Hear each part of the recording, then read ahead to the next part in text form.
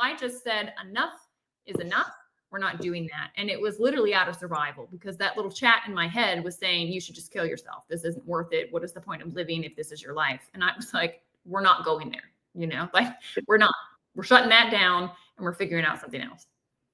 Yeah, that is like so true about that chatter. I work with a lot of high school athletes and we cover present moment of how to stay in the moment. And hey, you're going to have these thoughts.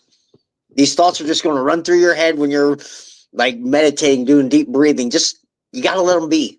You're always going to have these thoughts, but so how hard was it for you to try to stay in that moment? Because I know for them, it is really hard. Massive discipline. And, unbeknownst to me, it's like, it's a huge spiritual practice. Like that's why people meditate. That's what deep breathing does. It brings you into the present moment. And it's like, I didn't know what I was doing. Like for me, it was completely out of just like survival and necessity. But what happened was, as I found myself in this present moment, it was like a whole nother world opened up. I was seeing the present moment very differently from how I had. I wasn't taking anything for granted. I was so present with the people I was with. If you think about your interactions with people, how often do you feel that like their mind is elsewhere? Like they're physically with you, but they're not mentally with you.